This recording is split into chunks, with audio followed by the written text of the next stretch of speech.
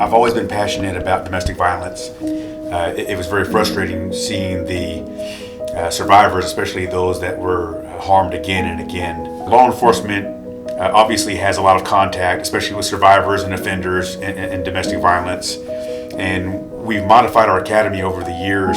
Instead of just teaching officers how to drive fast, of how to shoot a gun, of how to survive a fight, we've also taught them trauma-informed response. So we have a counselor from DVIS come with us whenever we teach our family violence unit and our special victims unit teach at the academy. We have an advocate come out and teach also, so that that person can explain, here's how DVIS is involved, and the officers can be educated about that, about what their role is in breaking that cycle. Law enforcement plays an obviously pivotal role in helping disrupt the cycle of violence. We have units that specialize in human trafficking, sexual offenses, sexual violence, as well as family violence, which unfortunately is some of the worst violence that we experience here in Tulsa. Officers are human beings, and many of us have families, many of us have spouses, and it's very easy to see somebody that you love in the situation of somebody who's a victim of human trafficking, of domestic violence or of sexual violence.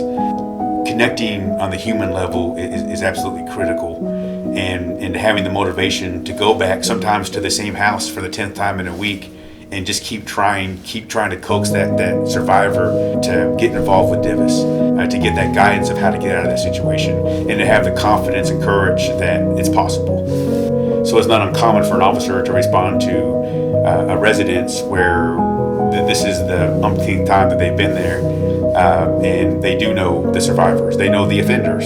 So unfortunately, in the city of Tulsa, we're trending for another record year of reports of domestic violence.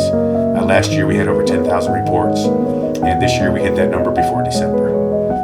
And unfortunately, I've seen the toll too many times of people who didn't get help, didn't reach out, didn't talk to a DVIS advocate, and were pulled back into that cycle, and unfortunately didn't survive it. I don't think it's any secret that our state doesn't always have the best funding for services like DVIS, and we're very grateful for our donors. The resources that you donate to DVIS go directly to help survivors, and our partnership with law enforcement is an incredibly effective way to help people get out of that cycle of violence. I can testify to the fact that as a law enforcement officer, I've seen directly the new beginnings that DVIS has offered survivors who thought they had no hope, when in fact they did. Right here in our backyard in Tulsa, there's a wonderful organization that helps them into a new beginning.